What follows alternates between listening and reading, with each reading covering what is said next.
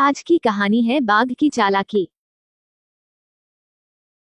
एक जंगल में एक बेहद चालाक बाघ अकेला रहा करता था। हालांकि जंगल में और भी बहुत सारे जानवर रहते थे, परंतु वह बाघ अपने परिवार से बचपन में ही बिछड़ चुका था।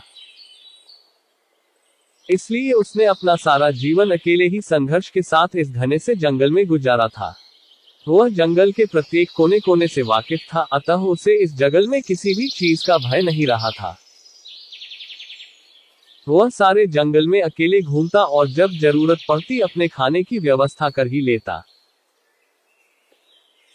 कहते हैं ना कि पारिवारिक व्यक्ति की घर की जिम्मेदारी ही उसी की जिंदगी से उस गुमराह कर देती है, क्योंकि वह हर वक्त अपने परिवार के सदस्यों के बारे में ही सोचता है। अगर वह कुछ खाना अकेले भी खाता है तो उससे वह खाना ये सोचकर हजम नहीं हो पाता कि उसके घर वाले भूखे रह जाएंगे और उसका पेट भर जाएगा। लेकिन बाघ का परिवार था ही नहीं और वह अपना जीवन खुद के बनाए नियमों एवं शर्तों के बल पर जीता। इसलिए वह हर दिन खुशी के साथ मौज मस्ती करके बिता लेता। वह बड़े से बड़े जानवर के साथ चालाकी से खिलवाड़ कर देता। जब भी उसे अपना पेट खाली महसूस होता, वो चालाकी से जंगल में घास करने वाली जानवरों को घात लगाकर मारता और अपनी भूख शांत करता।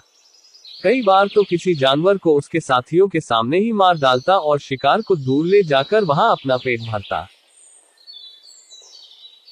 परंतु एक दिन बाघ कुछ खराब चीजें खाने के कारण अपने स्वास्थ्य को बिगाड़ देता है और कमजोर पड़ जाता है। परंतु फिर भी वह जीने की बहुत उम्मीद रखता है। तबीयत बिगड़ने के दौरान वह एक पेड़ के नीचे कई दिनों से झाड़ियों में ही बैठा रहता है। एक दिन वहां से कुछ सुअर और उसके बच्चे भोजन की तलाश में घूमने निकलते हैं, तो सुअर की नजर एक बाघ पर पड़ती है और वह अपनी माँ को बताता है कि माँ, पेड़ के नीचे झाड़ियों में एक बाघ बैठा हुआ है, जिसका हम शिकार करके अपने रात्रि का भोजन आराम से कर सकते हैं। बच्चा अपनी माँ से यह बात बोलता है, पर तेजतर्रार कानों की बदौलत बाघ ये बात सुन लेता है और एक मृत बाघ की भांति नखरे करते हुए कुछ क्षणों के लिए अपनी सांस रोककर सो जाता है। अब जैसे ही सुअर उसके मुंह के सामने जाकर उसकी नाक सूंघता है, तो वह उसे मरा हुआ समझता है और उसे अपने स्वास्थ्य के लिए हानिकारक समझकर वहां से चला जाता है।